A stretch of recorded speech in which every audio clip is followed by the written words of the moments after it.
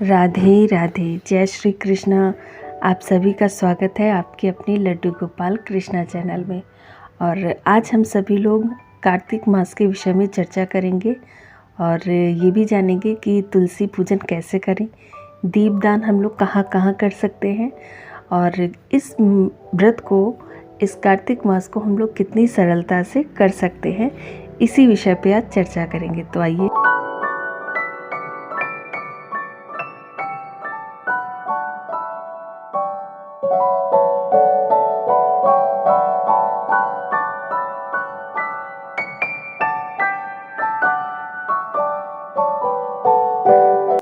यहाँ मैं आपको शरद पूर्णिमा का स्नान श्रृंगार दिखाऊंगी अपने माता जी का, कि मैंने अपनी माता जी का कैसे स्नान कराया था, कैसे श्रृंगार कराया था।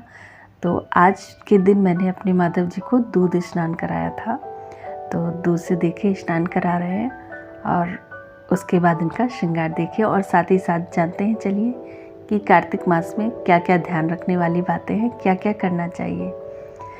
देखिए, हम सभी लोग इतना भी आगे नहीं बढ़ पाए हैं कि बिल्कुल उस तरह से व्रत नियम हम लोग कर सकें, या बहुत लोग कर भी लेते हैं, ऐसा नहीं है कि कर नहीं पाते हैं।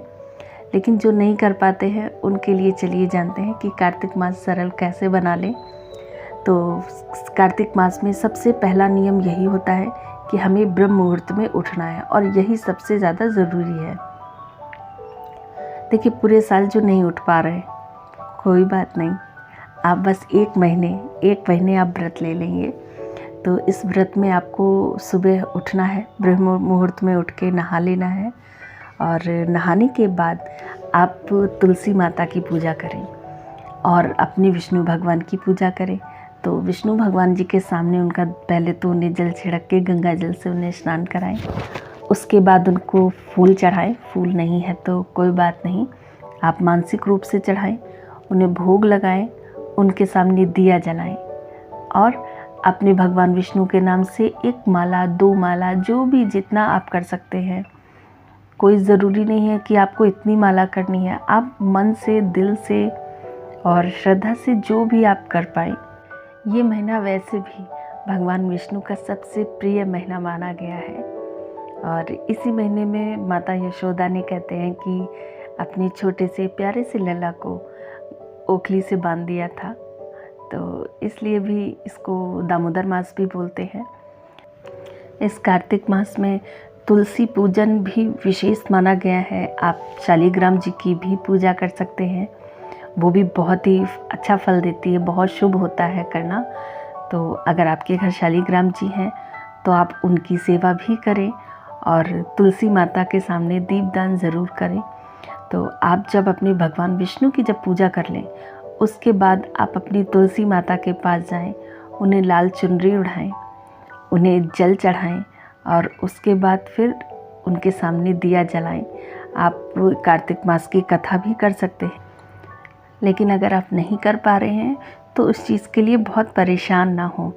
जैसे बहुत लोग ऐसे ऑफिस वाले होते हैं, या कोई बाहर जाना है किसी को, वो कथा नहीं कर पा रहे हैं, तो आप जब पूजा कर लें प्रभु की, तो जब तक आप तैयार हो रहे हैं कथा सुन तो सकते हैं।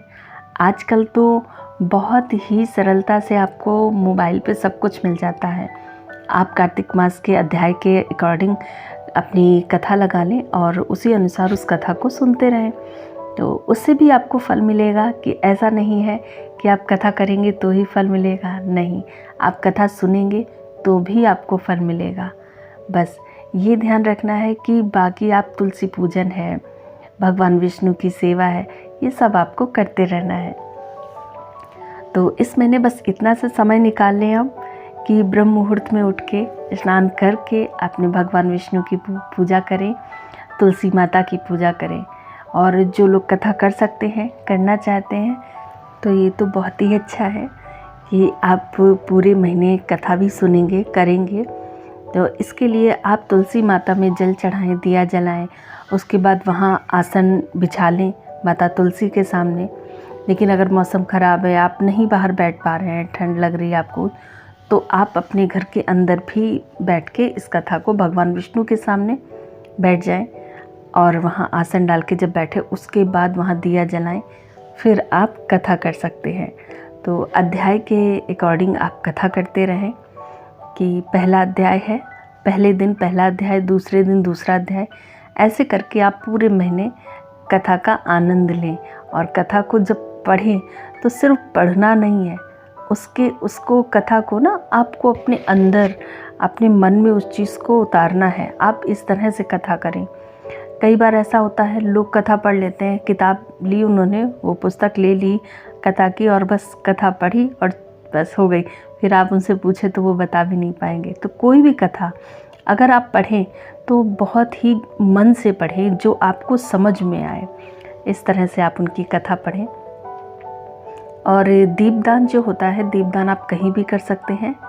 ये ज़रूरी है नहीं है कि आप यहीं घर के अंदर ही करें, आप घर में कर सकते हैं, मंदिर में अपने कर सकते हैं, बाहर मंदिर में कर सकते हैं, तुलसी माता के सामने दीपदान कर सकते हैं, खुले आकाश के नीचे दीपदान कर सकते हैं, पीपल वृक्ष के नीचे सुबह दिन दीपदान करें। इन सब का फल मिलता है। दीपदान करने का बहुत अच्छा फल है। और आप तुलसी माता के सामने एक आरती करें। उनकी तुलसी माता की आरती भी होती है, आप वो नहीं भी अगर आपको आती है तो भी आप तुलसी माता की आरती, जो भी आप उनसे कह सके वो कह के आप उनकी आरती कर दें। बहुत से लोग नदियों में नहाते हैं, नदियों में नहाने का भी फल बहुत अच्छा होता है। लेकिन अब घर के यहाँ आसपास तो किसी के नदी नहीं मिलती है, तो नदी नहीं है कोई बात नहीं, गंगा जल अगर आपके पास है तो एक बर्तन में पहले गंगा जल ले लें, उसके बाद उसमें पानी लें और फिर आप उससे नहाएं, तो उसका फल नदी के बराबर ही मिलेगा आपको। लेकिन अगर आप नदी में नहाना चाहते हैं और आपके घर के पास में कहीं नदी है तो आप किसी भी पवित्र नदी में स्नान कर सकते हैं और नदी में अपना दीपदान करें, उसका भी बहुत शुभ फल मिलता है, वो तो बहुत ही अच्छा है। लेकिन जो नदी में नहीं नहा सकते हैं, जिनके घर के आसपास नदी नहीं है और जो बाकी सारे व्रत इस मास में कोई भी व्रत नहीं कर पा रहे हैं, तो आप 2-3 व्रत जो होते हैं ना, ये ज़रूर करें कि जैसे आप ब्रह्म मुहूर्त में उठ ज़रूर जाएं, ब्रह्म मुहूर्त में स्नान ज़रूर करें, तुलसी माता का पूजन ज़रूर करें और दीपदान ज़रूर करें। और बस ये अगर आपने दिल से कर लिया, मन से कर लिया, तो समझ लीजिए आपका कार्तिक मास बहुत ही अच्छा पूर्ण हो गया। और इन सभी कार्यों को बहुत ही अच्छे से करने के बाद आप अपने लड्डू गोपाल जी को जगाएं और उन्हें सबसे पहले दूध का भोग लगा दें, क्योंकि वो तो छोटे से बालक हैं, भूखे हैं। आप चाहें तो आप इनको पहले भी जगा सकती हैं, लेकिन मैं तो बाद में ही जगाती हूँ, तो आप बाद में उनको जगाएं, क्योंकि वो तब तक उनकी नींद पूरी हो जाएगी, छोटे से बालक हैं, तब आप जगाएं। और ये मेन वही है, देखिए सबके पास अगर इतना समय नहीं है कि वो बहुत लंबा इसको कर सके, बहुत टाइम तक बहुत लंबी पूजा कर सके, जो नहीं कर सकते हैं, आप बस सुबह उठ के जल्दी से स्नान आदि करके आप अपने मंदिर में दिया तो जलाते हैं ना, हाँ, ऐसी एक दिया आप अपनी तुलसी माता के सामने जला दें और अपने इस कार्तिक मास को पूर्ण करें। आशा करती हूँ इस वीडियो से आपको हेल्प मिलेगी, और अगर हेल्प मिले तो लाइक करें, शेयर करें, कमेंट बॉक्स में ज़रूर बताएं। राधे राधे कहते रहें, हरि नाम जपते रहें।